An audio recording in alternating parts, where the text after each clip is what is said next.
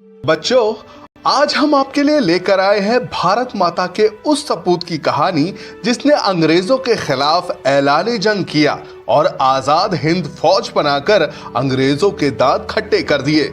सुभाष चंद्र बोस ने भारत की जनता को गुलामी की बेड़ियों से आजाद कराने के लिए नारा दिया, तुम मुझे खून दो, मैं तुम्हें आजादी दूंगा। उन्होंने कहा कि हमें अंग्रेजों से आजादी मांगनी नहीं चाहिए बल्कि छीन लेनी चाहिए। लेकिन सुभाष चंद्र बोस को अंग्रेजों के खिलाफ हल्ला बोलने की प्रेरणा कहां से मिली? इसके पीछे एक बहुत दिलचस्प कहानी है। सुभाष चंद्र बोस जब छोटे थे तो वो भारत के लोगों पर अंग्रेजों के जुल्म को देखकर बहुत दुखी होते थे। वो सोचते थे अंग्रेज भारत के लोगों पर इतना अत्याचार क्यों करते हैं। वो हमेशा सोच पे रहते थे कि अंग्रेजों को भारत से कैसे भगाया जाए। उन्हें किसी ने बताया कि कोई महान व्यक्ति ही भारत को आजाद कराएगा। उन्होंने अपने दोस्तों से पूछा कि महान बनने के लिए क्या करना होगा, तो उन्होंने कहा कि कठोर तप करना पड़ता है, जमीन पर सोना पड़ता है, कई दिन भूखे रहना पड़ता है और दुख और यातनाएं झेलना पड़ता है। ये बात सुनकर जब वो घर पहुंचे तो रात को बिस्तर पर सोने के बजाय जमीन पर लेट गए। जब उनके पिता ने उन्हें जमीन पर लेटे देखा तो उनसे पूछा कि वो ऐसा क्यों कर रहे हैं, तो उन्होंने पूरी बात बताई। इस पर उनके पिता ने कहा, बेटे, जमीन पर सोने से कोई महान नहीं बनता। महान बनने के लिए खूब पढ़ाई लिखाई करनी पड़ती है और समाज की सेवा करनी पड़ती है।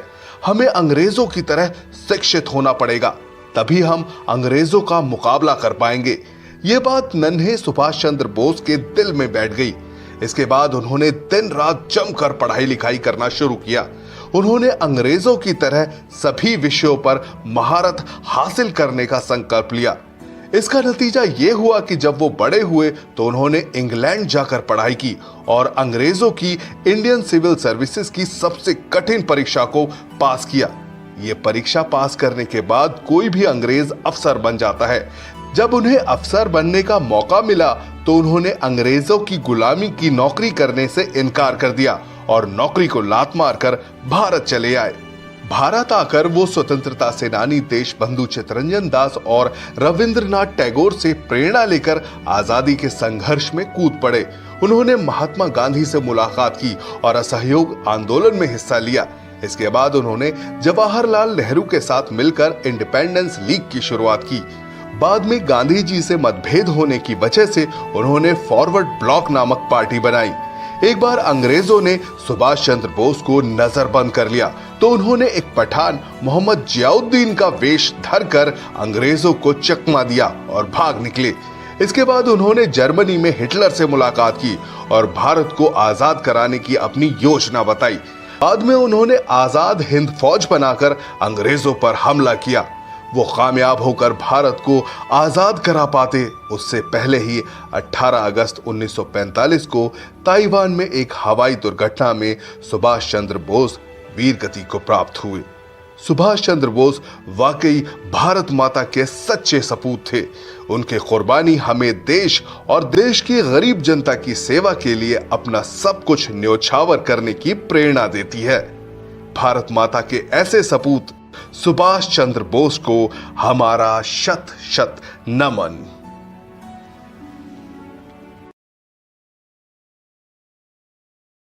ये कहानी है उस शख्स की जिसने जात पात के घोर अंधेरे में उम्मीद की एक लौ जलाई, जिसने समाज के सबसे दबे कुचले लोगों को इंसान होने का हक दिलाया। उनका नाम है ज्योतिराव गोविंदराव फुले। दुनिया उन्हें महात्मा फुले कहकर पुकारती है। हालांकि उनकी विचारधारा में महात्मा से ज्यादा एक क्रांतिकारी की झलक मिलती है। ज्योतिबा फुले को किसने दिया महात्मा का नाम? फुले ने ऐसा क्या किया जो B.R. अम्बेडकर ने उन्हें अपना गुरु माना? कौन थे वो लोग जिन्होंने फुले का विरोध किया? चलिए जानते हैं इन सभी सवालों के जवाब हमारी खास पेशकश ज्योतिबा फुले मजलूमों का मसीहा में। 11 अप्रैल 1827 सतारा जिले के एक छोटे से गांव में माली जाति के एक परिवार में एक बच्चे का जन्म हुआ जिसका नाम रखा गया ज्योतिराव, जो आगे चलकर रोशनी का पुजारी बना। वो जाति से शूद्र थे, लेकिन उनकी सोच ब्राह्मणों से भी बहुत ऊंची थी। उस दौर में मनुवादी सोच और जातिवादी समाज शूद्रों को पढ़ने लिखने का हक नहीं देता था। वो कहते थे माली समाज सिर्फ बाग बगीचों में खरपतवार काटे, उनको पढ़ने लिखने की क्या जरूरत है। इस सब के बावजूद स्कॉटिश मिशन हाई स्कूल में ज्योतिबा ने अंग्रेजी की पढ़ाई की। एक बार ज्योतिबा अपने एक ब्राह्मण दोस्त की शादी में गए। वहां उसके माँ बाप ने ज्योतिबा से कहा कि तुम शूद्र होकर हमारे घर शादी में क्यों आए, तुम्हें शर्म नहीं आती। इस घटना ने ज्योतिबा की जिंदगी पूरी तरह बदल दी। उन्होंने कसम खाई कि वो जाति पाति की दीवार को तोड़ देंगे। 13 साल की उम्र में उनके पिता ने सावित्रीबाई फुले से उनकी शादी करा दी। 1848 में जब उनकी उम्र 21 की हुई तो उन्होंने क्रिश्चियन मिशनरी स्कूल में पढ़ाई की। वहां उन्होंने बराबरी और मानव अधिकारों पर थॉमस पेन की किताब राइट्स ऑफ मैन पढ़ी। इसके बाद उन्हें समझ में आ गया कि जातिवादी जुल्म का सबसे बड़ा शिकार शूद्र और महिलाएं हुई हैं। उन्होंने अपनी पत्नी सावित्री फुले को पढ़ाना शुरू किया।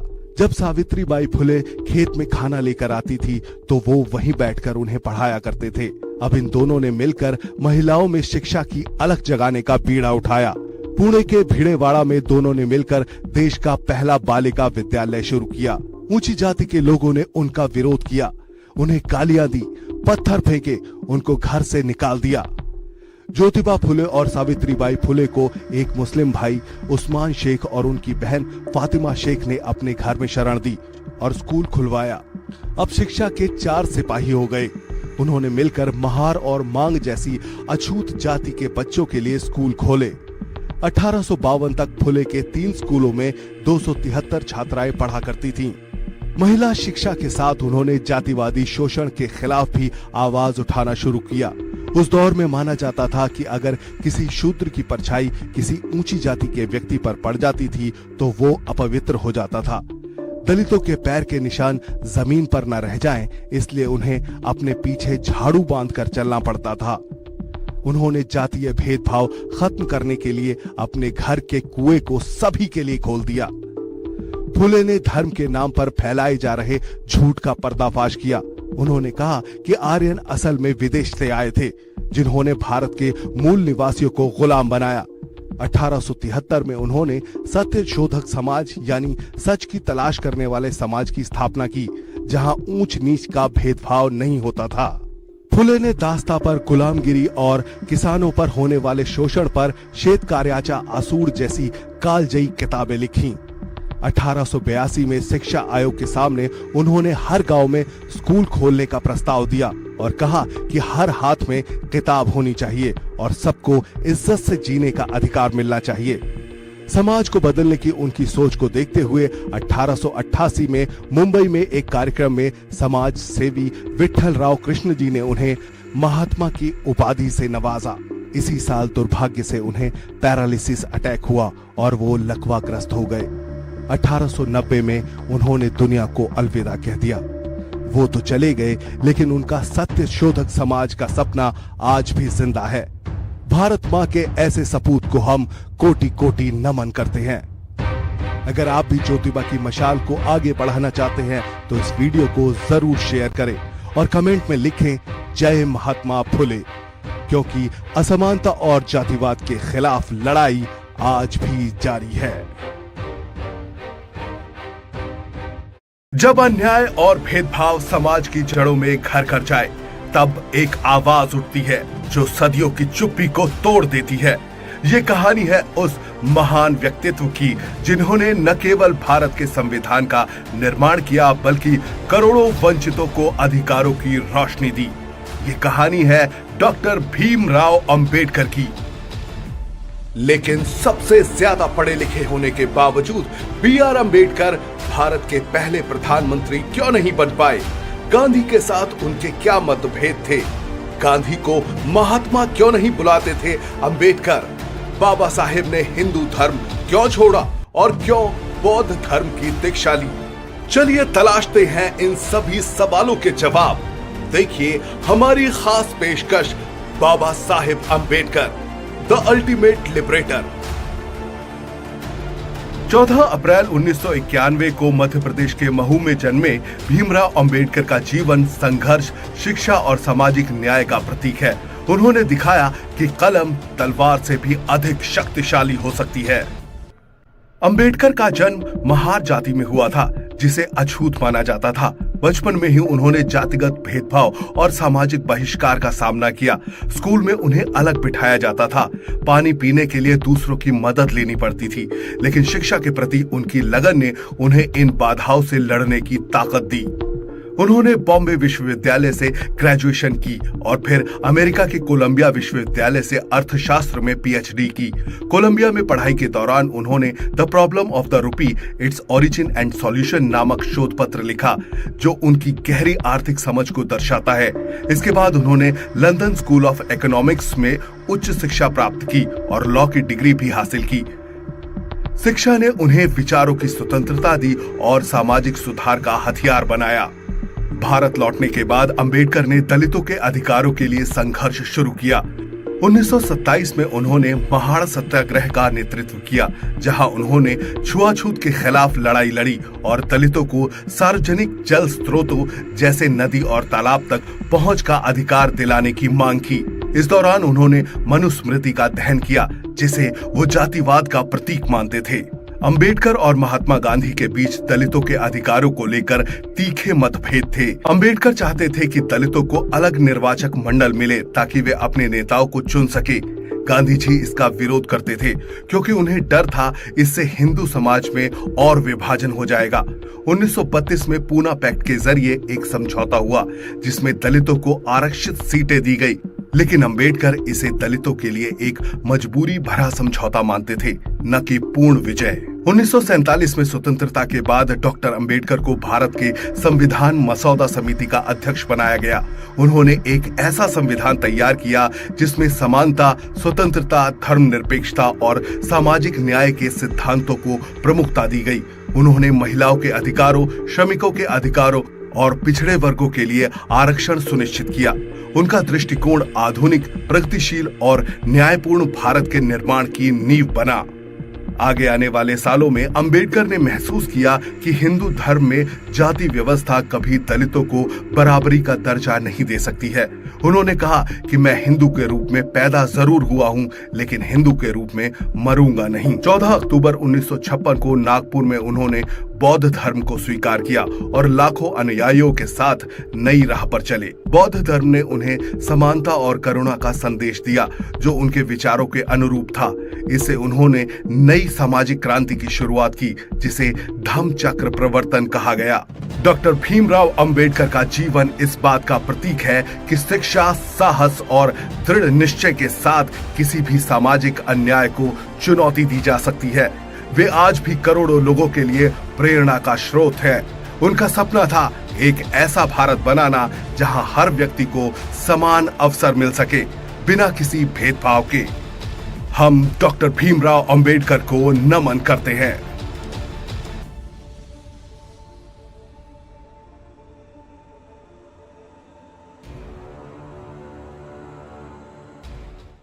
बच्चों, आज हम आपके लिए लेकर आए हैं भारत माता के उस सपूत की कहानी जिसने अंग्रेजों के खिलाफ ऐलान जंग किया और आजाद हिंद फौज बनाकर अंग्रेजों के दांत खट्टे कर दिए। सुभाष चंद्र बोस ने भारत की जनता को गुलामी की बेड़ियों से आजाद कराने के लिए नारा दिया, तुम मुझे खून दो, मैं तुम्हें आजादी दूंगा। उन्होंने कहा कि हमें अंग्रेजों से आजादी मांगनी नहीं चाहिए, बल्कि छीन लेनी चाहिए। लेकिन सुभाष चंद्र बोस को अंग्रेजों के खिलाफ हल्ला बोलने की प्रेरणा कहां से मिली? इसके पीछे एक बहुत दिलचस्प कहानी है। सुभाष चंद्र बोस जब छोटे थे तो वो भारत के लोगों पर अंग्रेजों के जुल्म को देखकर बहुत दुखी होते थे।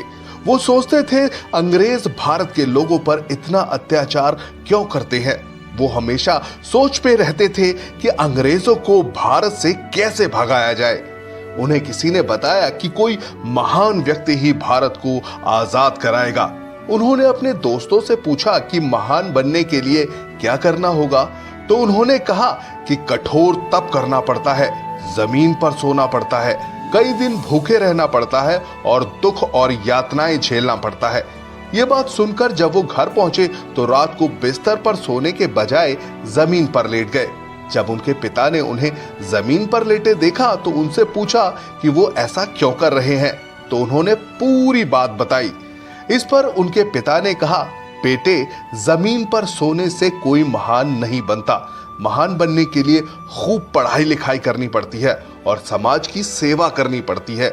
हमें अंग्रेजों की तरह शिक्षित होना पड़ेगा, तभी हम अंग्रेजों का मुकाबला कर पाएंगे। ये बात नन्हे सुभाष चंद्र बोस के दिल में बैठ गई। इसके बाद उन्होंने दिन रात जमकर पढ़ाई लिखाई करना शुरू किया। उन्होंने अंग्रेजों की तरह सभी विषयों पर महारत हासिल करने का संकल्प लिया।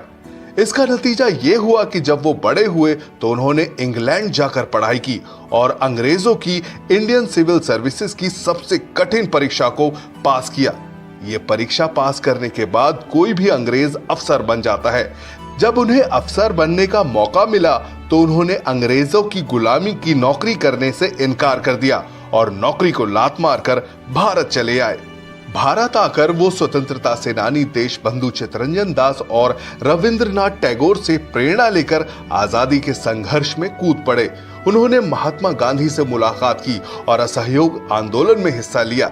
इसके बाद उन्होंने जवाहरलाल नेहरू के साथ मिलकर इंडिपेंडेंस लीग की शुरुआत की। बाद में गांधी जी से मतभेद होने की वजह से उन्होंने फॉरवर्ड ब्लॉक नामक पार्टी बनाई।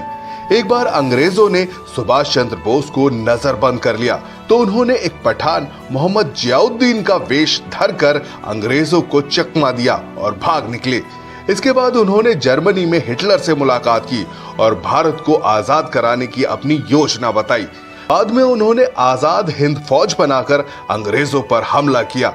वो कामयाब होकर भारत को आजाद करा पाते उससे पहले ही 18 अगस्त 1945 को ताइवान में एक हवाई दुर्घटना में सुभाष चंद्र बोस वीरगति को प्राप्त हुए। सुभाष चंद्र बोस वाकई भारत माता के सच्चे सपूत थे। उनके कुर्बानी हमें देश और देश की गरीब जनता की सेवा के लिए अपना सब कुछ न्योछावर करने की प्रेरणा देती है। भारत माता के ऐसे सपूत सुभाष चंद्र बोस को हमारा शत शत नमन।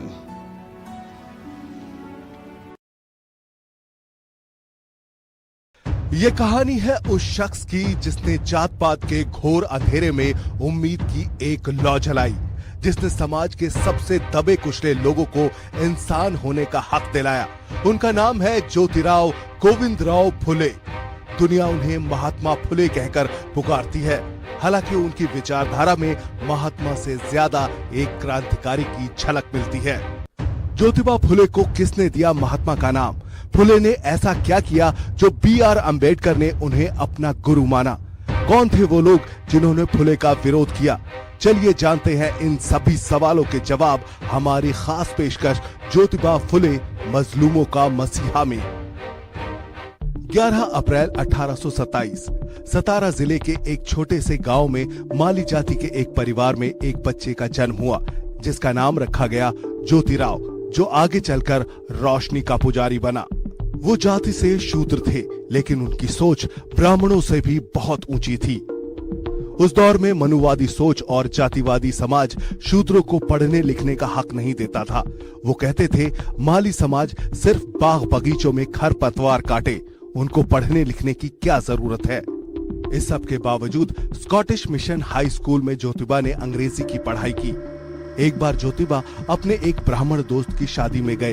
वहां उसके माँ बाप ने ज्योतिबा से कहा कि तुम शूद्र होकर हमारे घर शादी में क्यों आए, तुम्हें शर्म नहीं आती? इस घटना ने ज्योतिबा की जिंदगी पूरी तरह बदल दी। उन्होंने कसम खाई कि वो जाति पाति की दीवार को तोड़ देंगे। 13 साल की उम्र में उनके पिता ने सावित्रीबाई फुले से उनकी शादी करा दी। 1848 में जब उनकी उम्र 21 की हुई तो उन्होंने क्रिश्चियन मिशनरी स्कूल में पढ़ाई की। वहां उन्होंने बराबरी और मानव अधिकारों पर थॉमस पेन की किताब राइट्स ऑफ मैन पढ़ी। इसके बाद उन्हें समझ में आ गया कि जातिवादी जुल्म का सबसे बड़ा शिकार शूद्र और महिलाएं हुई हैं। उन्होंने अपनी पत्नी सावित्री फुले को पढ़ाना शुरू किया। जब सावित्रीबाई फुले खेत में खाना लेकर आती थी तो वो वहीं बैठकर उन्हें पढ़ाया करते थे। अब इन दोनों ने मिलकर महिलाओं में शिक्षा की अलख जगाने का बीड़ा उठाया। पुणे के भिड़ेवाड़ा में दोनों ने मिलकर देश का पहला बालिका विद्यालय शुरू किया। ऊंची जाति के लोगों ने उनका विरोध किया। उन्हें गालियां दी, पत्थर फेंके, उनको घर से निकाल दिया। ज्योतिबा फुले और सावित्रीबाई फुले को एक मुस्लिम भाई उस्मान शेख और उनकी बहन फातिमा शेख ने अपने घर में शरण दी और स्कूल खुलवाया। अब शिक्षा के 4 सिपाही हो गए। उन्होंने मिलकर महार और मांग जैसी अछूत जाति के बच्चों के लिए स्कूल खोले। 1852 तक फुले के 3 स्कूलों में 273 छात्राएं पढ़ा करती थीं। महिला शिक्षा के साथ उन्होंने जातिवादी शोषण के खिलाफ भी आवाज उठाना शुरू किया। उस दौर में माना जाता था कि अगर किसी शूद्र की परछाई किसी ऊंची जाति के व्यक्ति पर पड़ जाती थी तो वो अपवित्र हो जाता था। दलितों के पैर के निशान जमीन पर न रह जाएं, इसलिए उन्हें अपने पीछे झाड़ू बांधकर चलना पड़ता था। उन्होंने जातीय भेदभाव खत्म करने के लिए अपने घर के कुएं को सभी के लिए खोल दिया। फुले ने धर्म के नाम पर फैलाए जा रहे झूठ का पर्दाफाश किया। उन्होंने कहा कि आर्यन असल में विदेश से आए थे, जिन्होंने भारत के मूल निवासियों को गुलाम बनाया। 1873 में उन्होंने सत्य शोधक समाज यानी सच की तलाश करने वाले समाज की स्थापना की, जहां ऊंच नीच का भेदभाव नहीं होता था। फुले ने दास्ता पर गुलामगिरी और किसानों पर होने वाले शोषण पर श्वेत कार्याचा आसूड़ जैसी कालजयी किताबें लिखी। 1882 में शिक्षा आयोग के सामने उन्होंने हर गांव में स्कूल खोलने का प्रस्ताव दिया और कहा कि हर हाथ में किताब होनी चाहिए और सबको इज्जत से जीने का अधिकार मिलना चाहिए। समाज को बदलने की उनकी सोच को देखते हुए 1888 में मुंबई में एक कार्यक्रम में समाज सेवी विठल राव कृष्ण जी ने उन्हें महात्मा की उपाधि से नवाजा। इसी साल दुर्भाग्य से उन्हें पैरालिसिस अटैक हुआ और वो लकवाग्रस्त हो गए। 1890 में उन्होंने दुनिया को अलविदा कह दिया। वो तो चले गए, लेकिन उनका सत्य शोधक समाज का सपना आज भी जिंदा है। भारत माँ के ऐसे सपूत को हम कोटि कोटि नमन करते हैं। अगर आप भी ज्योतिबा की मशाल को आगे बढ़ाना चाहते हैं तो इस वीडियो को जरूर शेयर करें और कमेंट में लिखें जय महात्मा फुले, क्योंकि असमानता और जातिवाद के खिलाफ लड़ाई आज भी जारी है। जब अन्याय और भेदभाव समाज की जड़ों में घर कर जाए, तब एक आवाज उठती है जो सदियों की चुप्पी को तोड़ देती है। ये कहानी है उस महान व्यक्तित्व की जिन्होंने न केवल भारत के संविधान का निर्माण किया, बल्कि करोड़ों वंचितों को अधिकारों की रोशनी दी। ये कहानी है डॉक्टर भीमराव अंबेडकर की। लेकिन सबसे ज्यादा पढ़े लिखे होने के बावजूद B.R. अंबेडकर भारत के पहले प्रधानमंत्री क्यों नहीं बन पाए? गांधी के साथ उनके क्या मतभेद थे? गांधी को महात्मा क्यों नहीं बुलाते थे अंबेडकर? बाबा साहेब ने हिंदू धर्म क्यों छोड़ा और क्यों बौद्ध धर्म की दीक्षा ली? चलिए तलाशते हैं इन सभी सवालों के जवाब। देखिए हमारी खास पेशकश, Baba Saheb Ambedkar, the ultimate liberator. 14 अप्रैल 1991 को मध्य प्रदेश के महू में जन्मे भीमराव अंबेडकर का जीवन संघर्ष, शिक्षा और सामाजिक न्याय का प्रतीक है। उन्होंने दिखाया कि कलम तलवार से भी अधिक शक्तिशाली हो सकती है। अंबेडकर का जन्म महार जाति में हुआ था, जिसे अछूत माना जाता था। बचपन में ही उन्होंने जातिगत भेदभाव और सामाजिक बहिष्कार का सामना किया। स्कूल में उन्हें अलग बिठाया जाता था। पानी पीने के लिए दूसरों की मदद लेनी पड़ती थी, लेकिन शिक्षा के प्रति उनकी लगन ने उन्हें इन बाधाओं से लड़ने की ताकत दी। उन्होंने बॉम्बे विश्वविद्यालय से ग्रेजुएशन की और फिर अमेरिका के कोलंबिया विश्वविद्यालय से अर्थशास्त्र में PhD की। कोलंबिया में पढ़ाई के दौरान उन्होंने the problem of the rupee, its origin and solution नामक शोध पत्र लिखा, जो उनकी गहरी आर्थिक समझ को दर्शाता है। इसके बाद उन्होंने लंदन स्कूल ऑफ इकोनॉमिक्स में उच्च शिक्षा प्राप्त की और लॉ की डिग्री भी हासिल की। शिक्षा ने उन्हें विचारों की स्वतंत्रता दी और सामाजिक सुधार का हथियार बनाया। भारत लौटने के बाद अंबेडकर ने दलितों के अधिकारों के लिए संघर्ष शुरू किया। 1927 में उन्होंने महाड़ सत्याग्रह का नेतृत्व किया, जहां उन्होंने छुआछूत के खिलाफ लड़ाई लड़ी और दलितों को सार्वजनिक जल स्रोतों जैसे नदी और तालाब तक पहुंच का अधिकार दिलाने की मांग की। इस दौरान उन्होंने मनुस्मृति का दहन किया, जिसे वो जातिवाद का प्रतीक मानते थे। अंबेडकर और महात्मा गांधी के बीच दलितों के अधिकारों को लेकर तीखे मतभेद थे। अंबेडकर चाहते थे कि दलितों को अलग निर्वाचक मंडल मिले ताकि वे अपने नेताओं को चुन सके। गांधी जी इसका विरोध करते थे क्योंकि उन्हें डर था इससे हिंदू समाज में और विभाजन हो जाएगा। 1932 में पूना पैक्ट के जरिए एक समझौता हुआ जिसमें दलितों को आरक्षित सीटें दी गई, लेकिन अंबेडकर इसे दलितों के लिए एक मजबूरी भरा समझौता मानते थे, न कि पूर्ण विजय। 1947 में स्वतंत्रता के बाद डॉक्टर अंबेडकर को भारत के संविधान मसौदा समिति का अध्यक्ष बनाया गया। उन्होंने एक ऐसा संविधान तैयार किया जिसमें समानता, स्वतंत्रता, धर्मनिरपेक्षता और सामाजिक न्याय के सिद्धांतों को प्रमुखता दी गई। उन्होंने महिलाओं के अधिकारों, श्रमिकों के अधिकारों और पिछड़े वर्गों के लिए आरक्षण सुनिश्चित किया। उनका दृष्टिकोण आधुनिक, प्रगतिशील और न्यायपूर्ण भारत के निर्माण की नींव बना। आगे आने वाले सालों में अंबेडकर ने महसूस किया कि हिंदू धर्म में जाति व्यवस्था कभी दलितों को बराबरी का दर्जा नहीं दे सकती है। उन्होंने कहा कि मैं हिंदू के रूप में पैदा जरूर हुआ हूं, लेकिन हिंदू के रूप में मरूंगा नहीं। 14 अक्टूबर 1956 को नागपुर में उन्होंने बौद्ध धर्म को स्वीकार किया और लाखों अनुयायियों के साथ नई राह पर चले। बौद्ध धर्म ने उन्हें समानता और करुणा का संदेश दिया जो उनके विचारों के अनुरूप था। इससे उन्होंने नई सामाजिक क्रांति की शुरुआत की जिसे धम्म चक्र प्रवर्तन कहा गया। डॉक्टर भीमराव अंबेडकर का जीवन इस बात का प्रतीक है कि शिक्षा, साहस और दृढ़ निश्चय के साथ किसी भी सामाजिक अन्याय को चुनौती दी जा सकती है। वे आज भी करोड़ों लोगों के लिए प्रेरणा का स्रोत है। उनका सपना था एक ऐसा भारत बनाना जहां हर व्यक्ति को समान अवसर मिल सके बिना किसी भेदभाव के। हम डॉक्टर भीमराव अंबेडकर को नमन करते हैं।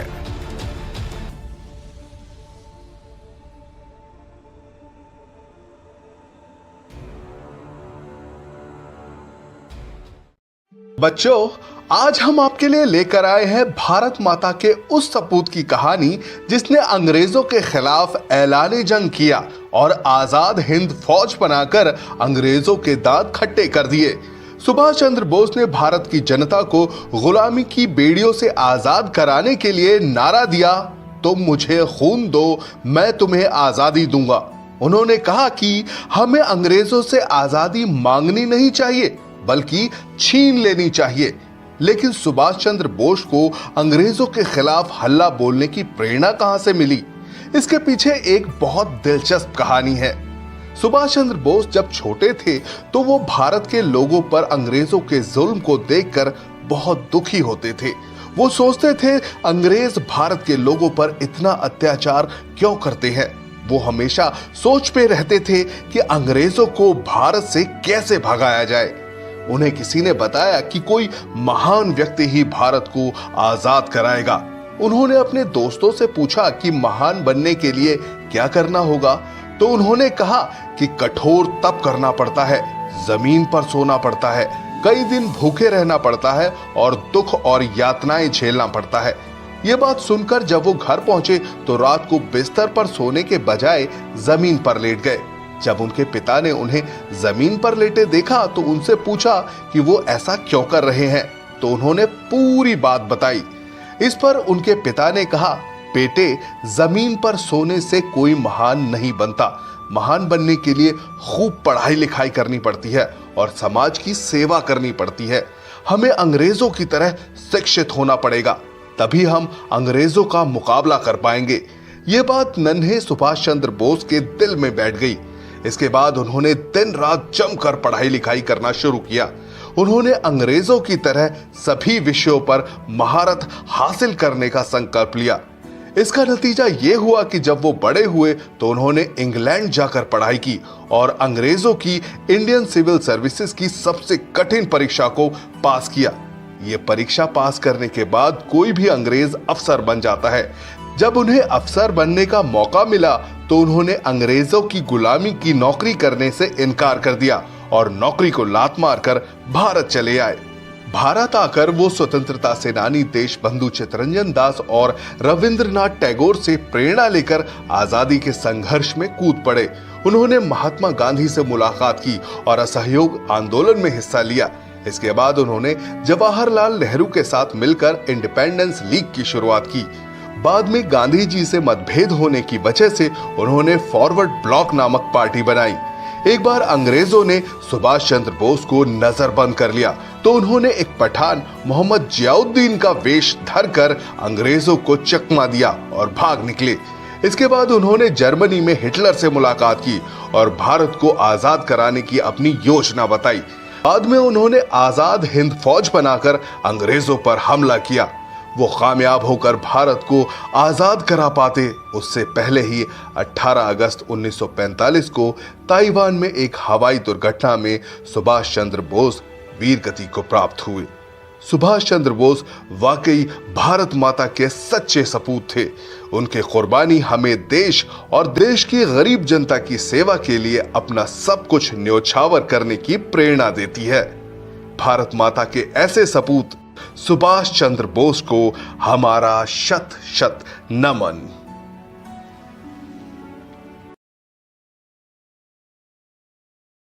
ये कहानी है उस शख्स की जिसने जात पात के घोर अंधेरे में उम्मीद की एक लौ जलाई, जिसने समाज के सबसे दबे कुचले लोगों को इंसान होने का हक दिलाया।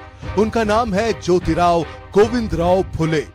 दुनिया उन्हें महात्मा फुले कहकर पुकारती है, हालांकि उनकी विचारधारा में महात्मा से ज्यादा एक क्रांतिकारी की झलक मिलती है। ज्योतिबा फुले को किसने दिया महात्मा का नाम? फुले ने ऐसा क्या किया जो B.R. अम्बेडकर ने उन्हें अपना गुरु माना? कौन थे वो लोग जिन्होंने फुले का विरोध किया? चलिए जानते हैं इन सभी सवालों के जवाब हमारी खास पेशकश ज्योतिबा फुले मजलूमों का मसीहा में। 11 अप्रैल 1827 सतारा जिले के एक छोटे से गांव में माली जाति के एक परिवार में एक बच्चे का जन्म हुआ, जिसका नाम रखा गया ज्योतिराव, जो आगे चलकर रोशनी का पुजारी बना। वो जाति से शूद्र थे, लेकिन उनकी सोच ब्राह्मणों से भी बहुत ऊंची थी। उस दौर में मनुवादी सोच और जातिवादी समाज शूद्रों को पढ़ने लिखने का हक नहीं देता था। वो कहते थे माली समाज सिर्फ बाग बगीचों में खरपतवार काटे, उनको पढ़ने लिखने की क्या जरूरत है। इस सब के बावजूद स्कॉटिश मिशन हाई स्कूल में ज्योतिबा ने अंग्रेजी की पढ़ाई की। एक बार ज्योतिबा अपने एक ब्राह्मण दोस्त की शादी में गए। वहां उसके माँ बाप ने ज्योतिबा से कहा कि तुम शूद्र होकर हमारे घर शादी में क्यों आए, तुम्हें शर्म नहीं आती? इस घटना ने ज्योतिबा की जिंदगी पूरी तरह बदल दी। उन्होंने कसम खाई कि वो जाति पाति की दीवार को तोड़ देंगे।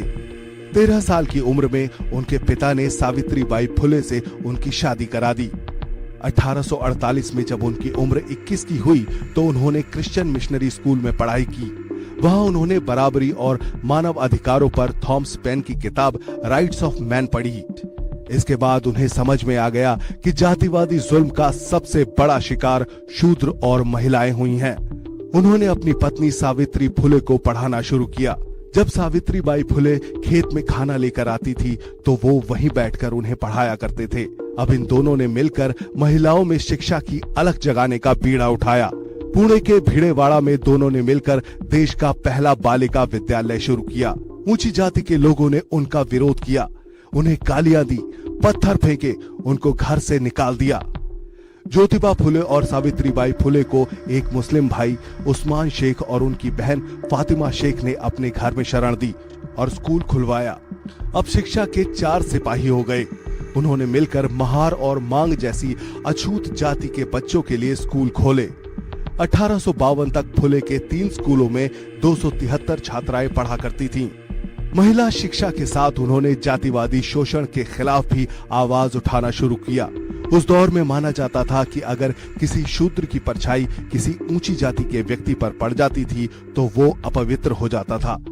दलितों के पैर के निशान जमीन पर न रह जाएं, इसलिए उन्हें अपने पीछे झाड़ू बांधकर चलना पड़ता था। उन्होंने जातीय भेदभाव खत्म करने के लिए अपने घर के कुएं को सभी के लिए खोल दिया। फुले ने धर्म के नाम पर फैलाए जा रहे झूठ का पर्दाफाश किया। उन्होंने कहा कि आर्यन असल में विदेश से आए थे, जिन्होंने भारत के मूल निवासियों को गुलाम बनाया। 1873 में उन्होंने सत्य शोधक समाज यानी सच की तलाश करने वाले समाज की स्थापना की, जहां ऊंच नीच का भेदभाव नहीं होता था। फुले ने दास्ता पर गुलामगिरी और किसानों पर होने वाले शोषण पर श्वेत कार्याचा आसूड़ जैसी कालजयी किताबें लिखीं। 1882 में शिक्षा आयोग के सामने उन्होंने हर गांव में स्कूल खोलने का प्रस्ताव दिया और कहा कि हर हाथ में किताब होनी चाहिए और सबको इज्जत से जीने का अधिकार मिलना चाहिए। समाज को बदलने की उनकी सोच को देखते हुए 1888 में मुंबई में एक कार्यक्रम में समाज सेवी विट्ठल राव कृष्ण जी ने उन्हें महात्मा की उपाधि से नवाजा। इसी साल दुर्भाग्य से उन्हें पैरालिसिस अटैक हुआ और वो लकवाग्रस्त हो गए। 1890 में उन्होंने दुनिया को अलविदा कह दिया। वो तो चले गए, लेकिन उनका सत्य शोधक समाज का सपना आज भी जिंदा है। भारत माँ के ऐसे सपूत को हम कोटि कोटि नमन करते हैं। अगर आप भी ज्योतिबा की मशाल को आगे बढ़ाना चाहते हैं तो इस वीडियो को जरूर शेयर करें और कमेंट में लिखें जय महात्मा फुले, क्योंकि असमानता और जातिवाद के खिलाफ लड़ाई आज भी जारी है।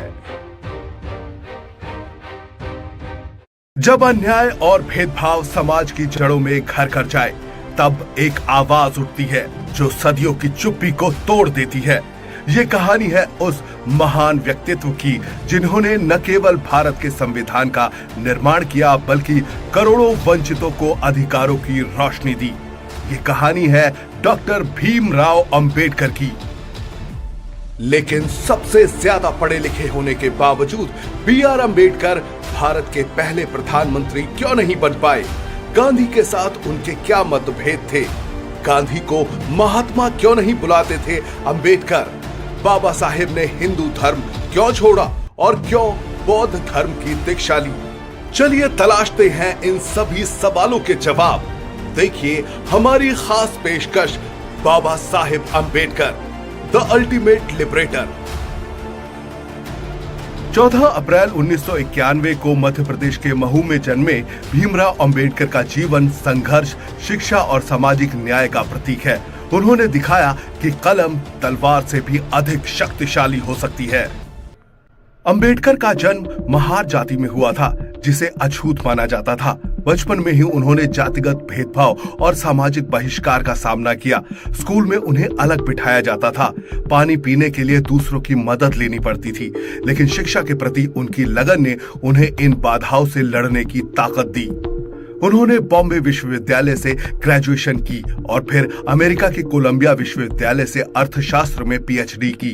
कोलंबिया में पढ़ाई के दौरान उन्होंने the problem of the rupee, its origin and solution नामक शोध पत्र लिखा, जो उनकी गहरी आर्थिक समझ को दर्शाता है।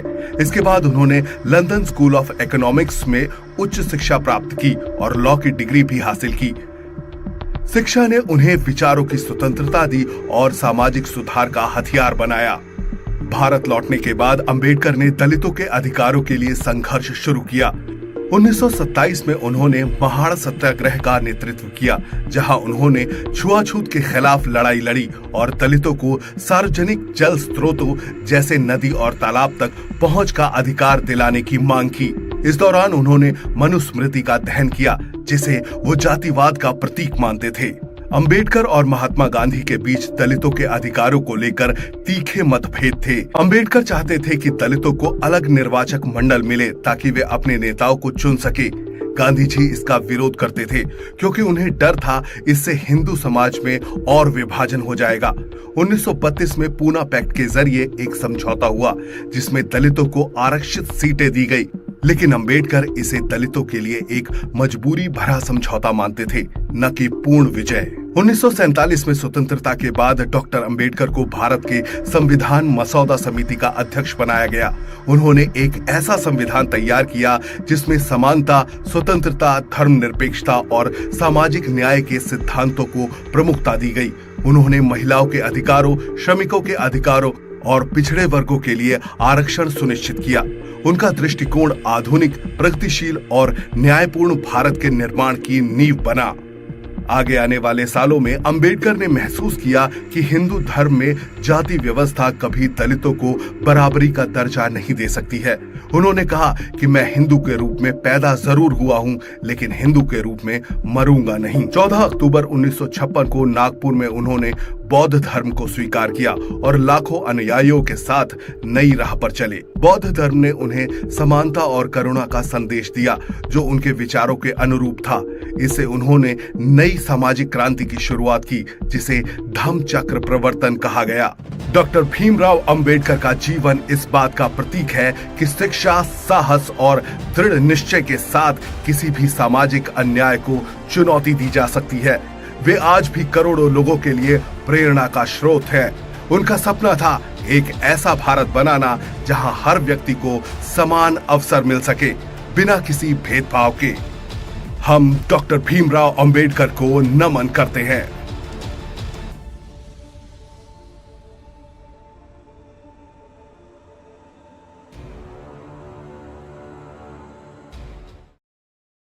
बच्चों, आज हम आप आए हैं भारत माता के उस सपूत की कहानी जिसने अंग्रेजों के खिलाफ ऐलान जंग किया और आजाद हिंद फौज बनाकर अंग्रेजों के दांत खट्टे कर दिए। सुभाष चंद्र बोस ने भारत की जनता को गुलामी की बेड़ियों से आजाद कराने के लिए नारा दिया, तुम मुझे खून दो, मैं तुम्हें आजादी दूंगा। उन्होंने कहा कि हमें अंग्रेजों से आजादी मांगनी नहीं चाहिए बल्कि छीन लेनी चाहिए। लेकिन सुभाष चंद्र बोस को अंग्रेजों के खिलाफ हल्ला बोलने की प्रेरणा कहां से मिली? इसके पीछे एक बहुत दिलचस्प कहानी है। सुभाष चंद्र बोस जब छोटे थे तो वो भारत के लोगों पर अंग्रेजों के जुल्म को देखकर बहुत दुखी होते थे। वो सोचते थे अंग्रेज भारत के लोगों पर इतना अत्याचार क्यों करते हैं। वो हमेशा सोच में रहते थे कि अंग्रेजों को भारत से कैसे भगाया जाए।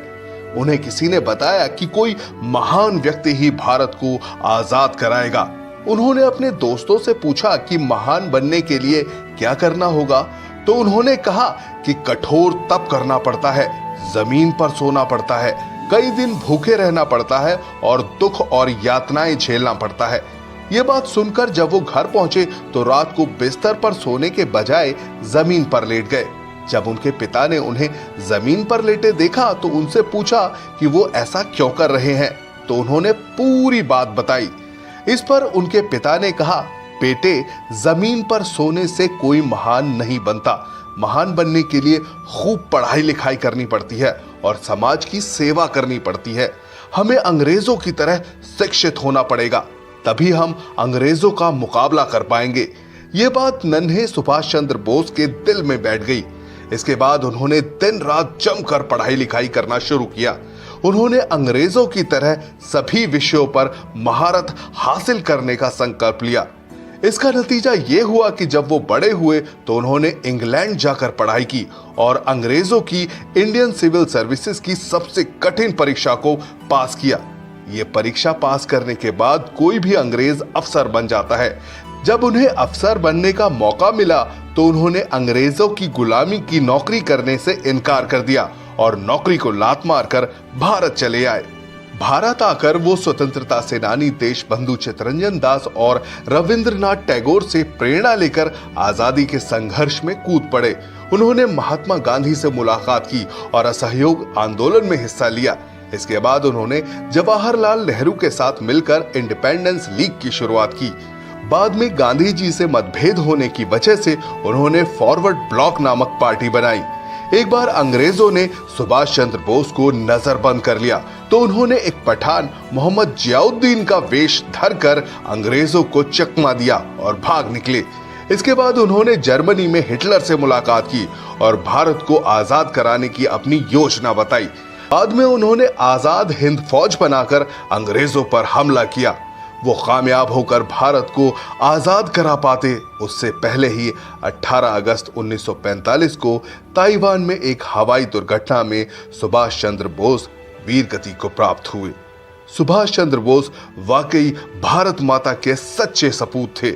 उनके कुर्बानी हमें देश और देश की गरीब जनता की सेवा के लिए अपना सब कुछ न्योछावर करने की प्रेरणा देती है। भारत माता के ऐसे सपूत सुभाष चंद्र बोस को हमारा शत शत नमन।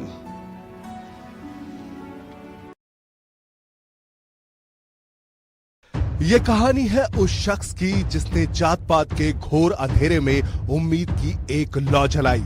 जिसने समाज के सबसे दबे कुचले लोगों को इंसान होने का हक दिलाया। उनका नाम है ज्योतिराव गोविंदराव फुले। दुनिया उन्हें महात्मा फुले कहकर पुकारती है। हालांकि उनकी विचारधारा में महात्मा से ज्यादा एक क्रांतिकारी की झलक मिलती है। ज्योतिबा फुले को किसने दिया महात्मा का नाम?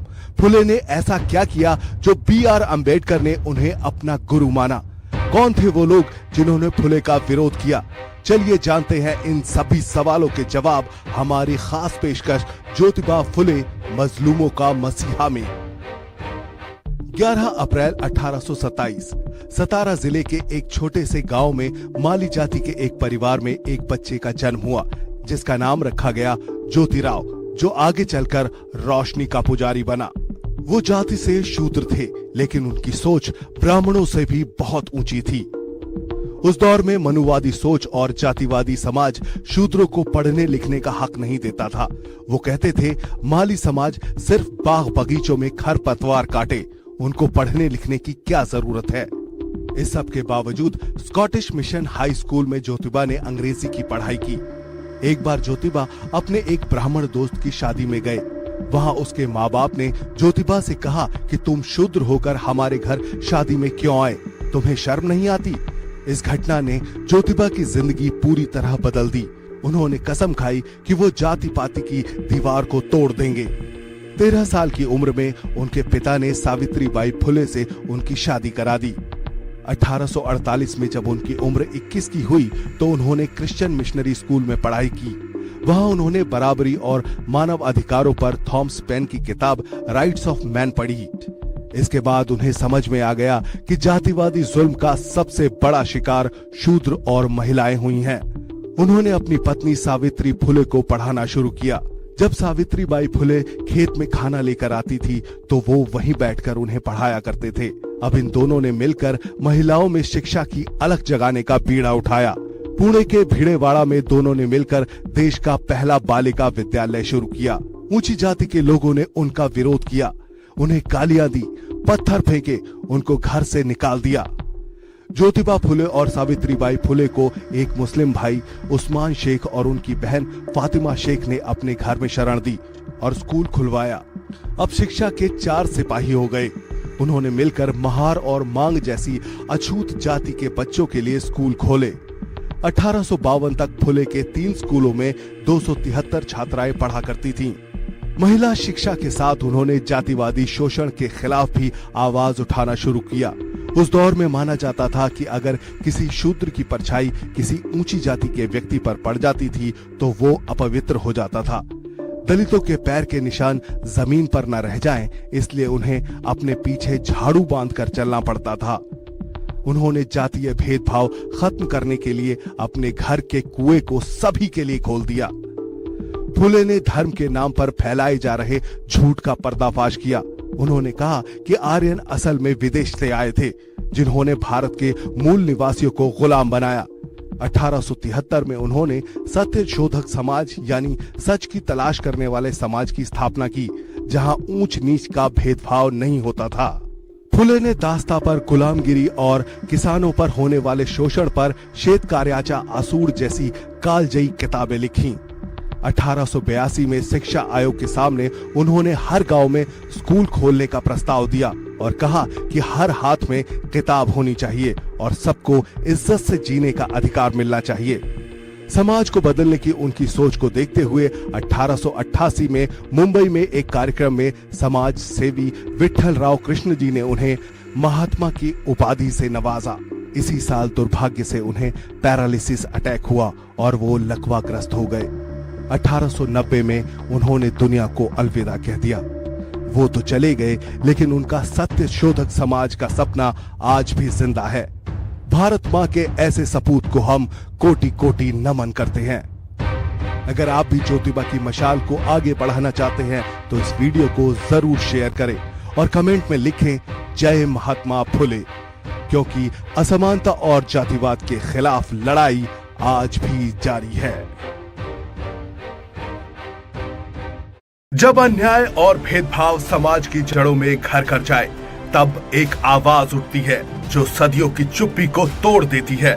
ये कहानी है उस महान व्यक्तित्व की जिन्होंने न केवल भारत के संविधान का निर्माण किया बल्कि करोड़ों वंचितों को अधिकारों की रोशनी दी।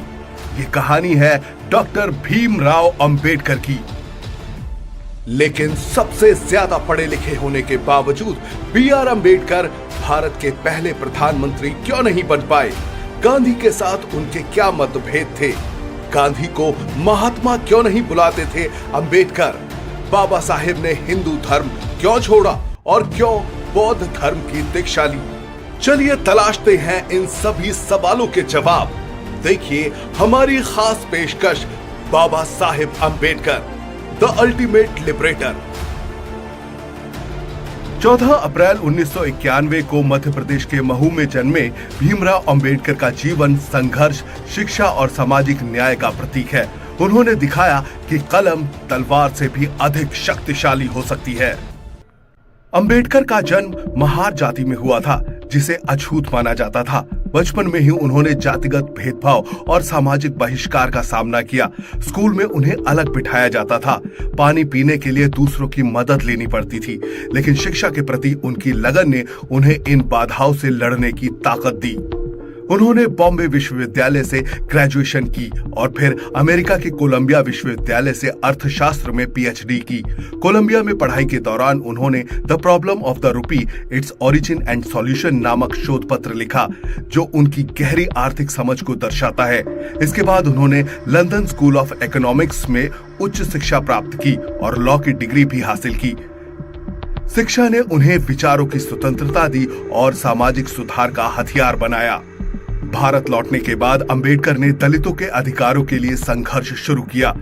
1927 में उन्होंने महाड़ सत्याग्रह का नेतृत्व किया, जहां उन्होंने छुआछूत के खिलाफ लड़ाई लड़ी और दलितों को सार्वजनिक जल स्रोतों जैसे नदी और तालाब तक पहुंच का अधिकार दिलाने की मांग की। इस दौरान उन्होंने मनुस्मृति का दहन किया, जिसे वो जातिवाद का प्रतीक मानते थे। अंबेडकर और महात्मा गांधी के बीच दलितों के अधिकारों को लेकर तीखे मतभेद थे। अंबेडकर चाहते थे कि दलितों को अलग निर्वाचक मंडल मिले ताकि वे अपने नेताओं को चुन सके। गांधी जी इसका विरोध करते थे क्योंकि उन्हें डर था इससे हिंदू समाज में और विभाजन हो जाएगा। 1932 में पूना पैक्ट के जरिए एक समझौता हुआ जिसमें दलितों को आरक्षित सीटें दी गई, लेकिन अंबेडकर इसे दलितों के लिए एक मजबूरी भरा समझौता मानते थे, न कि पूर्ण विजय। 1947 में स्वतंत्रता के बाद डॉक्टर अंबेडकर को भारत के संविधान मसौदा समिति का अध्यक्ष बनाया गया। उन्होंने एक ऐसा संविधान तैयार किया जिसमें समानता, स्वतंत्रता, धर्मनिरपेक्षता और सामाजिक न्याय के सिद्धांतों को प्रमुखता दी गई। उन्होंने महिलाओं के अधिकारों, श्रमिकों के अधिकारों और पिछड़े वर्गों के लिए आरक्षण सुनिश्चित किया। उनका दृष्टिकोण आधुनिक, प्रगतिशील और न्यायपूर्ण भारत के निर्माण की नींव बना। आगे आने वाले सालों में अंबेडकर ने महसूस किया कि हिंदू धर्म में जाति व्यवस्था कभी दलितों को बराबरी का दर्जा नहीं दे सकती है। उन्होंने कहा कि मैं हिंदू के रूप में पैदा जरूर हुआ हूं, लेकिन हिंदू के रूप में मरूंगा नहीं। 14 अक्टूबर 1956 को नागपुर में उन्होंने बौद्ध धर्म को स्वीकार किया और लाखों अनुयायियों के साथ नई राह पर चले। बौद्ध धर्म ने उन्हें समानता और करुणा का संदेश दिया, जो उनके विचारों के अनुरूप था। इससे उन्होंने नई सामाजिक क्रांति की शुरुआत की, जिसे धम्म चक्र प्रवर्तन कहा गया। डॉक्टर भीमराव अंबेडकर का जीवन इस बात का प्रतीक है कि शिक्षा, साहस और दृढ़ निश्चय के साथ किसी भी सामाजिक अन्याय को चुनौती दी जा सकती है।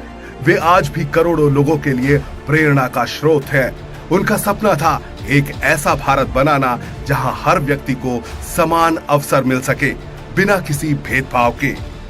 हम डॉक्टर भीमराव अंबेडकर को नमन करते हैं।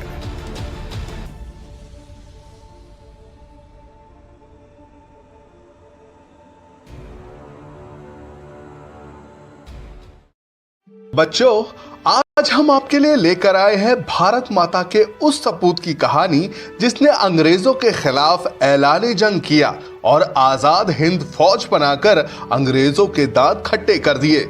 सुभाष चंद्र बोस ने भारत की जनता को गुलामी की बेड़ियों से आजाद कराने के लिए नारा दिया, तुम मुझे खून दो, मैं तुम्हें आजादी दूंगा। उन्होंने कहा कि हमें अंग्रेजों से आजादी मांगनी नहीं चाहिए, बल्कि छीन लेनी चाहिए। लेकिन सुभाष चंद्र बोस को अंग्रेजों के खिलाफ हल्ला बोलने की प्रेरणा कहां से मिली? इसके पीछे एक बहुत दिलचस्प कहानी है। सुभाष चंद्र बोस जब छोटे थे तो वो भारत के लोगों पर अंग्रेजों के जुल्म को देखकर बहुत दुखी होते थे। वो सोचते थे अंग्रेज भारत के लोगों पर इतना अत्याचार क्यों करते हैं। वो हमेशा सोच पे रहते थे कि अंग्रेजों को भारत से कैसे भगाया जाए। उन्हें किसी ने बताया कि कोई महान व्यक्ति ही भारत को आजाद कराएगा। उन्होंने अपने दोस्तों से पूछा कि महान बनने के लिए क्या करना होगा, तो उन्होंने कहा कि कठोर तप करना पड़ता है, जमीन पर सोना पड़ता है, कई दिन भूखे रहना पड़ता है और दुख और यातनाएं झेलना पड़ता है। ये बात सुनकर जब वो घर पहुंचे तो रात को बिस्तर पर सोने के बजाय जमीन पर लेट गए। जब उनके पिता ने उन्हें जमीन पर लेटे देखा तो उनसे पूछा कि वो ऐसा क्यों कर रहे हैं, तो उन्होंने पूरी बात बताई। इस पर उनके पिता ने कहा, बेटे, जमीन पर सोने से कोई महान नहीं बनता। महान बनने के लिए खूब पढ़ाई लिखाई करनी पड़ती है और समाज की सेवा करनी पड़ती है। हमें अंग्रेजों की तरह शिक्षित होना पड़ेगा, तभी हम अंग्रेजों का मुकाबला कर पाएंगे। ये बात नन्हे सुभाष चंद्र बोस के दिल में बैठ गई। इसके बाद उन्होंने दिन रात जमकर पढ़ाई लिखाई करना शुरू किया। उन्होंने अंग्रेजों की तरह सभी विषयों पर महारत हासिल करने का संकल्प लिया। इसका नतीजा ये हुआ कि जब वो बड़े हुए तो उन्होंने इंग्लैंड जाकर पढ़ाई की और अंग्रेजों की इंडियन सिविल सर्विसेज की सबसे कठिन परीक्षा को पास किया। ये परीक्षा पास करने के बाद कोई भी अंग्रेज अफसर बन जाता है। जब उन्हें अफसर बनने का मौका मिला तो उन्होंने अंग्रेजों की गुलामी की नौकरी करने से इनकार कर दिया और नौकरी को लात मारकर भारत चले आए। भारत आकर वो स्वतंत्रता सेनानी देशबंधु चित्तरंजन दास और रविंद्रनाथ टैगोर से प्रेरणा लेकर आजादी के संघर्ष में कूद पड़े। उन्होंने महात्मा गांधी से मुलाकात की और असहयोग आंदोलन में हिस्सा लिया। इसके बाद उन्होंने जवाहरलाल नेहरू के साथ मिलकर इंडिपेंडेंस लीग की शुरुआत की। बाद में गांधी जी से मतभेद होने की वजह से उन्होंने फॉरवर्ड ब्लॉक नामक पार्टी बनाई। एक बार अंग्रेजों ने सुभाष चंद्र बोस को नजरबंद कर लिया तो उन्होंने एक पठान मोहम्मद जियाउद्दीन का वेश धरकर अंग्रेजों को चकमा दिया और भाग निकले। इसके बाद उन्होंने जर्मनी में हिटलर से मुलाकात की और भारत को आजाद कराने की अपनी योजना बताई। बाद में उन्होंने आजाद हिंद फौज बनाकर अंग्रेजों पर हमला किया। वो कामयाब होकर भारत को आजाद करा पाते उससे पहले ही 18 अगस्त 1945 को ताइवान में एक हवाई दुर्घटना में सुभाष चंद्र बोस वीरगति को प्राप्त हुए। सुभाष चंद्र बोस वाकई भारत माता के सच्चे सपूत थे। उनके कुर्बानी हमें देश और देश की गरीब जनता की सेवा के लिए अपना सब कुछ न्योछावर करने की प्रेरणा देती है। भारत माता के ऐसे सपूत सुभाष चंद्र बोस को हमारा शत शत नमन।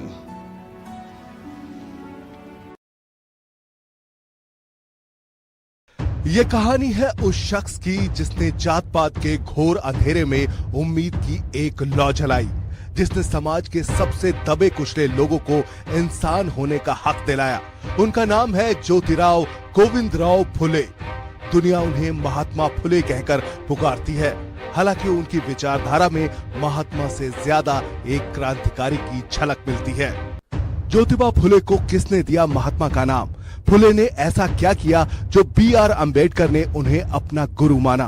कौन थे वो लोग जिन्होंने फुले का विरोध किया? चलिए जानते हैं इन सभी सवालों के जवाब हमारी खास पेशकश ज्योतिबा फुले मजलूमों का मसीहा में।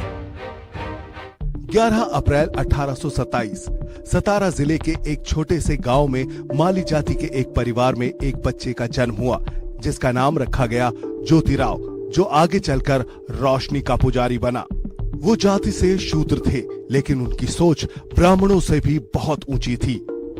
उस दौर में मनुवादी सोच और जातिवादी समाज शूद्रों को पढ़ने लिखने का हक नहीं देता था।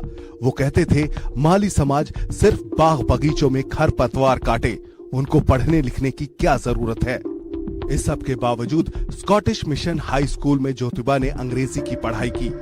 एक बार ज्योतिबा अपने एक ब्राह्मण दोस्त की शादी में गए। वहां उसके माँ बाप ने ज्योतिबा से कहा कि तुम शूद्र होकर हमारे घर शादी में क्यों आए, तुम्हें शर्म नहीं आती? इस घटना ने ज्योतिबा की जिंदगी पूरी तरह बदल दी। उन्होंने कसम खाई कि वो जाति पाति की दीवार को तोड़ देंगे। 13 साल की उम्र में उनके पिता ने सावित्रीबाई फुले से उनकी शादी करा दी। 1848 में जब उनकी उम्र 21 की हुई तो उन्होंने क्रिश्चियन मिशनरी स्कूल में पढ़ाई की। वहां उन्होंने बराबरी और मानव अधिकारों पर थॉमस पेन की किताब राइट्स ऑफ मैन पढ़ी। इसके बाद उन्हें समझ में आ गया कि जातिवादी जुल्म का सबसे बड़ा शिकार शूद्र और महिलाएं हुई हैं। उन्होंने अपनी पत्नी सावित्री फुले को पढ़ाना शुरू किया। जब सावित्रीबाई फुले खेत में खाना लेकर आती थी तो वो वहीं बैठकर उन्हें पढ़ाया करते थे। अब इन दोनों ने मिलकर महिलाओं में शिक्षा की अलख जगाने का बीड़ा उठाया। पुणे के भिड़ेवाड़ा में दोनों ने मिलकर देश का पहला बालिका विद्यालय शुरू किया। ऊंची जाति के लोगों ने उनका विरोध किया, उन्हें गालियां दी, पत्थर फेंके, उनको घर से निकाल दिया। ज्योतिबा फुले और सावित्रीबाई फुले को एक मुस्लिम भाई उस्मान शेख और उनकी बहन फातिमा शेख ने अपने घर में शरण दी और स्कूल खुलवाया। अब शिक्षा के 4 सिपाही हो गए। उन्होंने मिलकर महार और मांग जैसी अछूत जाति के बच्चों के लिए स्कूल खोले। 1852 तक फुले के 3 स्कूलों में 273 छात्राएं पढ़ा करती थीं। महिला शिक्षा के साथ उन्होंने जातिवादी शोषण के खिलाफ भी आवाज उठाना शुरू किया। उस दौर में माना जाता था कि अगर किसी शूद्र की परछाई किसी ऊंची जाति के व्यक्ति पर पड़ जाती थी तो वो अपवित्र हो जाता था। दलितों के पैर के निशान जमीन पर न रह जाएं, इसलिए उन्हें अपने पीछे झाड़ू बांधकर चलना पड़ता था। उन्होंने जातीय भेदभाव खत्म करने के लिए अपने घर के कुएं को सभी के लिए खोल दिया। फुले ने धर्म के नाम पर फैलाए जा रहे झूठ का पर्दाफाश किया। उन्होंने कहा कि आर्यन असल में विदेश से आए थे, जिन्होंने भारत के मूल निवासियों को गुलाम बनाया। 1873 में उन्होंने सत्य शोधक समाज यानी सच की तलाश करने वाले समाज की स्थापना की, जहां ऊंच नीच का भेदभाव नहीं होता था। फुले ने दास्ता पर गुलामगिरी और किसानों पर होने वाले शोषण पर श्वेत कार्याचा आसूर जैसी कालजयी किताबें लिखी। 1882 में शिक्षा आयोग के सामने उन्होंने हर गांव में स्कूल खोलने का प्रस्ताव दिया और कहा कि हर हाथ में किताब होनी चाहिए और सबको इज्जत से जीने का अधिकार मिलना चाहिए। समाज को बदलने की उनकी सोच को देखते हुए 1888 में मुंबई में एक कार्यक्रम में समाज सेवी विठल राव कृष्ण जी ने उन्हें महात्मा की उपाधि से नवाजा। इसी साल दुर्भाग्य से उन्हें पैरालिसिस अटैक हुआ और वो लकवाग्रस्त हो गए। 1890 में उन्होंने दुनिया को अलविदा कह दिया। वो तो चले गए, लेकिन उनका सत्य शोधक समाज का सपना आज भी जिंदा है। भारत माँ के ऐसे सपूत को हम कोटि कोटि नमन करते हैं। अगर आप भी ज्योतिबा की मशाल को आगे बढ़ाना चाहते हैं तो इस वीडियो को जरूर शेयर करें और कमेंट में लिखें जय महात्मा फुले, क्योंकि असमानता और जातिवाद के खिलाफ लड़ाई आज भी जारी है। जब अन्याय और भेदभाव समाज की जड़ों में घर कर जाए, तब एक आवाज उठती है जो सदियों की चुप्पी को तोड़ देती है। ये कहानी है उस महान व्यक्तित्व की जिन्होंने न केवल भारत के संविधान का निर्माण किया बल्कि करोड़ों वंचितों को अधिकारों की रोशनी दी। ये कहानी है डॉक्टर भीमराव अंबेडकर की। लेकिन सबसे ज्यादा पढ़े लिखे होने के बावजूद B.R. अंबेडकर भारत के पहले प्रधानमंत्री क्यों नहीं बन पाए? गांधी के साथ उनके क्या मतभेद थे? गांधी को महात्मा क्यों नहीं बुलाते थे अंबेडकर? बाबा साहेब ने हिंदू धर्म क्यों छोड़ा और क्यों बौद्ध धर्म की दीक्षा ली? चलिए तलाशते हैं इन सभी सवालों के जवाब। देखिए हमारी खास पेशकश Baba Saheb Ambedkar, the ultimate liberator. 14 अप्रैल 1991 को मध्य प्रदेश के महू में जन्मे भीमराव अंबेडकर का जीवन संघर्ष, शिक्षा और सामाजिक न्याय का प्रतीक है। उन्होंने दिखाया कि कलम तलवार से भी अधिक शक्तिशाली हो सकती है। अंबेडकर का जन्म महार जाति में हुआ था, जिसे अछूत माना जाता था। बचपन में ही उन्होंने जातिगत भेदभाव और सामाजिक बहिष्कार का सामना किया। स्कूल में उन्हें अलग बिठाया जाता था। पानी पीने के लिए दूसरों की मदद लेनी पड़ती थी, लेकिन शिक्षा के प्रति उनकी लगन ने उन्हें इन बाधाओं से लड़ने की ताकत दी। उन्होंने बॉम्बे विश्वविद्यालय से ग्रेजुएशन की और फिर अमेरिका के कोलंबिया विश्वविद्यालय से अर्थशास्त्र में पीएचडी की। कोलंबिया में पढ़ाई के दौरान उन्होंने the problem of the rupee, its origin and solution नामक शोध पत्र लिखा, जो उनकी गहरी आर्थिक समझ को दर्शाता है। इसके बाद उन्होंने लंदन स्कूल ऑफ इकोनॉमिक्स में उच्च शिक्षा प्राप्त की और लॉ की डिग्री भी हासिल की। शिक्षा ने उन्हें विचारों की स्वतंत्रता दी और सामाजिक सुधार का हथियार बनाया। भारत लौटने के बाद अंबेडकर ने दलितों के अधिकारों के लिए संघर्ष शुरू किया। 1927 में उन्होंने महाड़ सत्याग्रह का नेतृत्व किया, जहां उन्होंने छुआछूत के खिलाफ लड़ाई लड़ी और दलितों को सार्वजनिक जल स्रोतों जैसे नदी और तालाब तक पहुंच का अधिकार दिलाने की मांग की। इस दौरान उन्होंने मनुस्मृति का दहन किया, जिसे वो जातिवाद का प्रतीक मानते थे। अंबेडकर और महात्मा गांधी के बीच दलितों के अधिकारों को लेकर तीखे मतभेद थे। अंबेडकर चाहते थे कि दलितों को अलग निर्वाचक मंडल मिले ताकि वे अपने नेताओं को चुन सके। गांधी जी इसका विरोध करते थे क्योंकि उन्हें डर था इससे हिंदू समाज में और विभाजन हो जाएगा। 1932 में पूना पैक्ट के जरिए एक समझौता हुआ जिसमें दलितों को आरक्षित सीटें दी गई, लेकिन अंबेडकर इसे दलितों के लिए एक मजबूरी भरा समझौता मानते थे, न कि पूर्ण विजय। 1947 में स्वतंत्रता के बाद डॉक्टर अंबेडकर को भारत के संविधान मसौदा समिति का अध्यक्ष बनाया गया। उन्होंने एक ऐसा संविधान तैयार किया जिसमें समानता, स्वतंत्रता, धर्मनिरपेक्षता और सामाजिक न्याय के सिद्धांतों को प्रमुखता दी गई। उन्होंने महिलाओं के अधिकारों, श्रमिकों के अधिकारों और पिछड़े वर्गों के लिए आरक्षण सुनिश्चित किया। उनका दृष्टिकोण आधुनिक, प्रगतिशील और न्यायपूर्ण भारत के निर्माण की नींव बना। आगे आने वाले सालों में अंबेडकर ने महसूस किया कि हिंदू धर्म में जाति व्यवस्था कभी दलितों को बराबरी का दर्जा नहीं दे सकती है। उन्होंने कहा कि मैं हिंदू के रूप में पैदा जरूर हुआ हूं, लेकिन हिंदू के रूप में मरूंगा नहीं। 14 अक्टूबर 1956 को नागपुर में उन्होंने बौद्ध धर्म को स्वीकार किया और लाखों अनुयायियों के साथ नई राह पर चले। बौद्ध धर्म ने उन्हें समानता और करुणा का संदेश दिया, जो उनके विचारों के अनुरूप था। इससे उन्होंने नई सामाजिक क्रांति की शुरुआत की, जिसे धम्म चक्र प्रवर्तन कहा गया।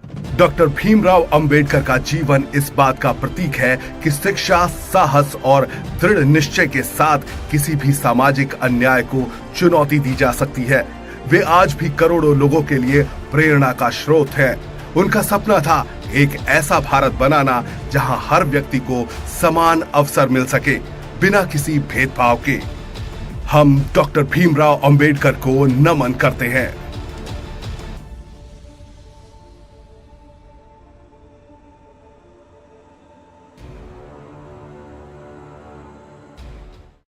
बच्चों, आज हम आपके लिए लेकर आए हैं भारत माता के उस सपूत की कहानी जिसने अंग्रेजों के खिलाफ ऐलान जंग किया और आजाद हिंद फौज बनाकर अंग्रेजों के दांत खट्टे कर दिए।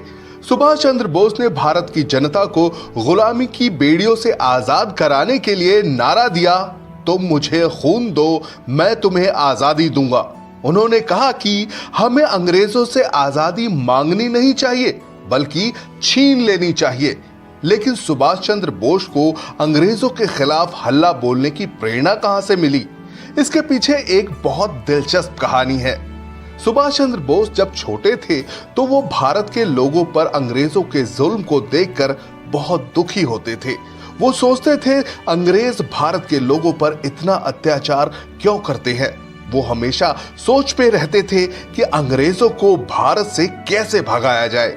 उन्हें किसी ने बताया कि कोई महान व्यक्ति ही भारत को आजाद कराएगा।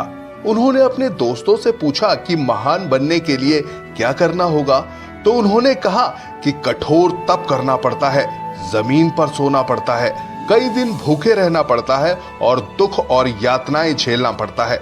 ये बात सुनकर जब वो घर पहुंचे तो रात को बिस्तर पर सोने के बजाय जमीन पर लेट गए।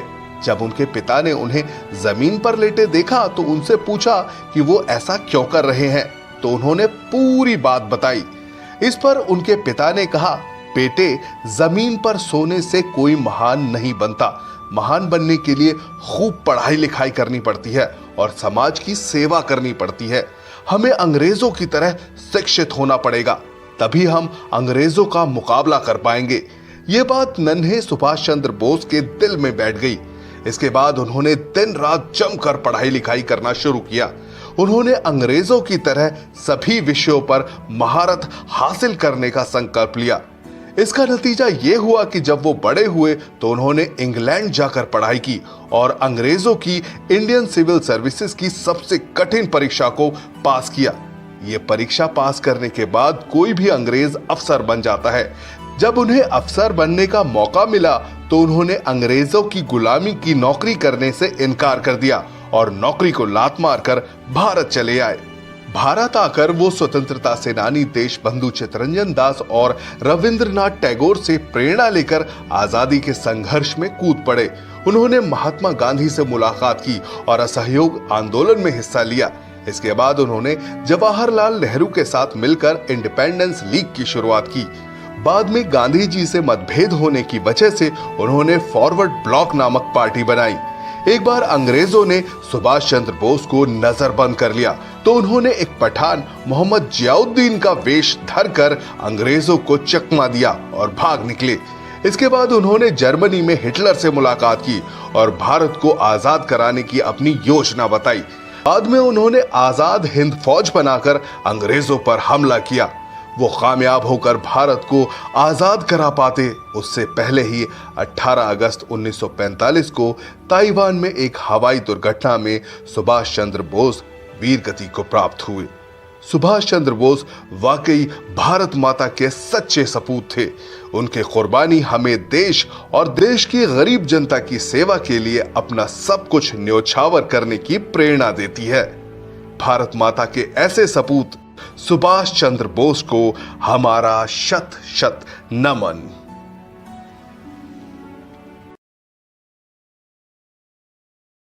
ये कहानी है उस शख्स की जिसने जात पात के घोर अंधेरे में उम्मीद की एक लौ जलाई, जिसने समाज के सबसे दबे कुचले लोगों को इंसान होने का हक दिलाया। उनका नाम है ज्योतिराव गोविंदराव फुले। दुनिया उन्हें महात्मा फुले कहकर पुकारती है। हालांकि उनकी विचारधारा में महात्मा से ज्यादा एक क्रांतिकारी की झलक मिलती है। ज्योतिबा फुले को किसने दिया महात्मा का नाम? फुले ने ऐसा क्या किया जो B.R. अम्बेडकर ने उन्हें अपना गुरु माना? कौन थे वो लोग जिन्होंने फुले का विरोध किया? चलिए जानते हैं इन सभी सवालों के जवाब हमारी खास पेशकश ज्योतिबा फुले मजलूमों का मसीहा में। 11 अप्रैल 1827 सतारा जिले के एक छोटे से गांव में माली जाति के एक परिवार में एक बच्चे का जन्म हुआ जिसका नाम रखा गया ज्योतिराव, जो आगे चलकर रोशनी का पुजारी बना। वो जाति से शूद्र थे लेकिन उनकी सोच ब्राह्मणों से भी बहुत ऊंची थी। उस दौर में मनुवादी सोच और जातिवादी समाज शूद्रों को पढ़ने लिखने का हक नहीं देता था। वो कहते थे माली समाज सिर्फ बाग बगीचों में खरपतवार काटे, उनको पढ़ने लिखने की क्या जरूरत है। इस सब के बावजूद स्कॉटिश मिशन हाई स्कूल में ज्योतिबा ने अंग्रेजी की पढ़ाई की। एक बार ज्योतिबा अपने एक ब्राह्मण दोस्त की शादी में गए। वहां उसके माँ बाप ने ज्योतिबा से कहा कि तुम शूद्र होकर हमारे घर शादी में क्यों आए, तुम्हें शर्म नहीं आती? इस घटना ने ज्योतिबा की जिंदगी पूरी तरह बदल दी। उन्होंने कसम खाई कि वो जाति पाति की दीवार को तोड़ देंगे। 13 साल की उम्र में उनके पिता ने सावित्रीबाई फुले से उनकी शादी करा दी। 1848 में जब उनकी उम्र 21 की हुई तो उन्होंने क्रिश्चियन मिशनरी स्कूल में पढ़ाई की। वहां उन्होंने बराबरी और मानव अधिकारों पर थॉमस पेन की किताब राइट्स ऑफ मैन पढ़ी। इसके बाद उन्हें समझ में आ गया कि जातिवादी जुल्म का सबसे बड़ा शिकार शूद्र और महिलाएं हुई हैं। उन्होंने अपनी पत्नी सावित्री फुले को पढ़ाना शुरू किया। जब सावित्रीबाई फुले खेत में खाना लेकर आती थी तो वो वहीं बैठकर उन्हें पढ़ाया करते थे। अब इन दोनों ने मिलकर महिलाओं में शिक्षा की अलख जगाने का बीड़ा उठाया। पुणे के भिड़ेवाड़ा में दोनों ने मिलकर देश का पहला बालिका विद्यालय शुरू किया। ऊंची जाति के लोगों ने उनका विरोध किया, उन्हें गालियां दी, पत्थर फेंके, उनको घर से निकाल दिया। ज्योतिबा फुले और सावित्रीबाई फुले को एक मुस्लिम भाई उस्मान शेख और उनकी बहन फातिमा शेख ने अपने घर में शरण दी और स्कूल खुलवाया। अब शिक्षा के 4 सिपाही हो गए। उन्होंने मिलकर महार और मांग जैसी अछूत जाति के बच्चों के लिए स्कूल खोले। 1852 तक फुले के 3 स्कूलों में 273 छात्राएं पढ़ा करती थीं। महिला शिक्षा के साथ उन्होंने जातिवादी शोषण के खिलाफ भी आवाज उठाना शुरू किया। उस दौर में माना जाता था कि अगर किसी शूद्र की परछाई किसी ऊंची जाति के व्यक्ति पर पड़ जाती थी तो वो अपवित्र हो जाता था। दलितों के पैर के निशान जमीन पर न रह जाएं, इसलिए उन्हें अपने पीछे झाड़ू बांधकर चलना पड़ता था। उन्होंने जातीय भेदभाव खत्म करने के लिए अपने घर के कुएं को सभी के लिए खोल दिया। फुले ने धर्म के नाम पर फैलाए जा रहे झूठ का पर्दाफाश किया। उन्होंने कहा कि आर्यन असल में विदेश से आए थे, जिन्होंने भारत के मूल निवासियों को गुलाम बनाया। 1873 में उन्होंने सत्य शोधक समाज यानी सच की तलाश करने वाले समाज की स्थापना की, जहां ऊंच नीच का भेदभाव नहीं होता था।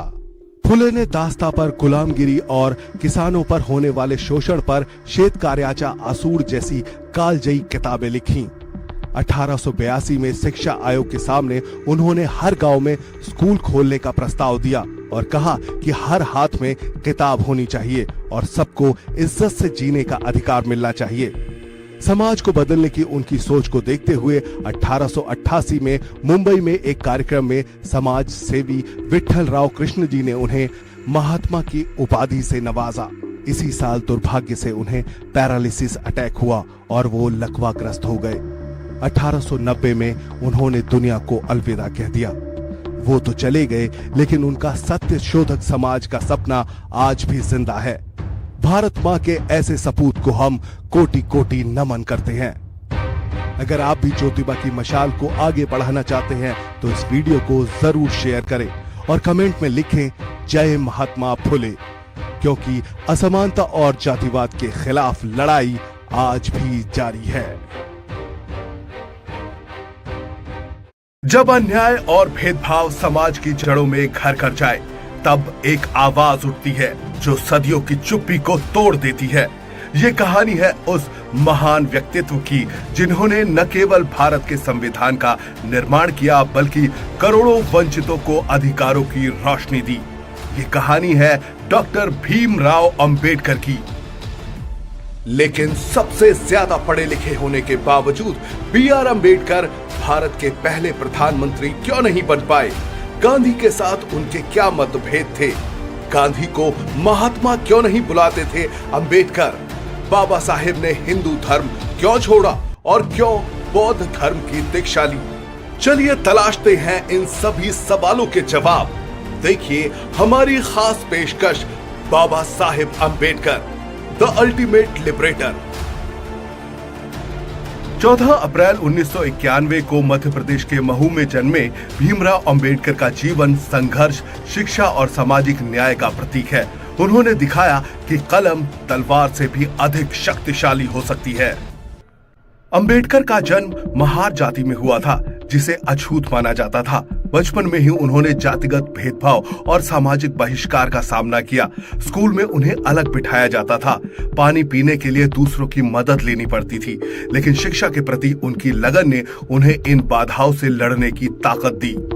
उन्होंने बॉम्बे विश्वविद्यालय से ग्रेजुएशन की और फिर अमेरिका के कोलंबिया विश्वविद्यालय से अर्थशास्त्र में PhD की। कोलंबिया में पढ़ाई के दौरान उन्होंने the problem of the rupee, its origin and solution नामक शोध पत्र लिखा, जो उनकी गहरी आर्थिक समझ को दर्शाता है। इसके बाद उन्होंने लंदन स्कूल ऑफ इकोनॉमिक्स में उच्च शिक्षा प्राप्त की और लॉ की डिग्री भी हासिल की। शिक्षा ने उन्हें विचारों की स्वतंत्रता दी और सामाजिक सुधार का हथियार बनाया। भारत लौटने के बाद अंबेडकर ने दलितों के अधिकारों के लिए संघर्ष शुरू किया।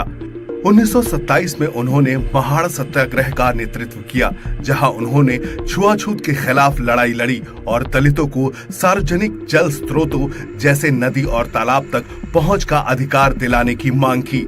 इस दौरान उन्होंने मनुस्मृति का दहन किया, जिसे वो जातिवाद का प्रतीक मानते थे। अंबेडकर और महात्मा गांधी के बीच दलितों के अधिकारों को लेकर तीखे मतभेद थे। अंबेडकर चाहते थे कि दलितों को अलग निर्वाचक मंडल मिले ताकि वे अपने नेताओं को चुन सके।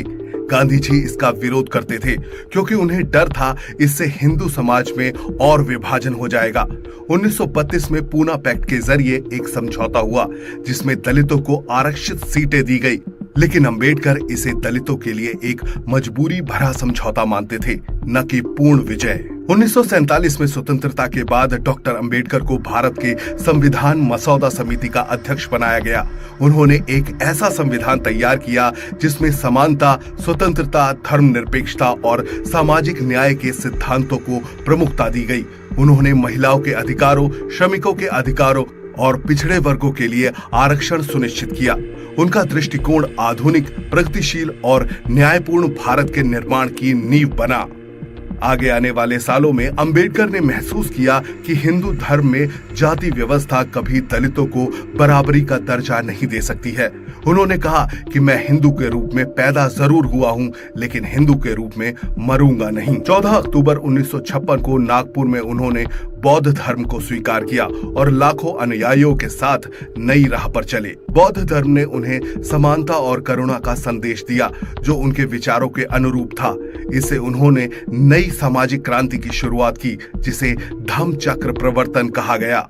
डॉक्टर भीमराव अंबेडकर का जीवन इस बात का प्रतीक है कि शिक्षा, साहस और दृढ़ निश्चय के साथ किसी भी सामाजिक अन्याय को चुनौती दी जा सकती है। वे आज भी करोड़ों लोगों के लिए प्रेरणा का स्रोत है। उनका सपना था एक ऐसा भारत बनाना जहां हर व्यक्ति को समान अवसर मिल सके, बिना किसी भेदभाव के। हम डॉक्टर भीमराव अंबेडकर को नमन करते हैं।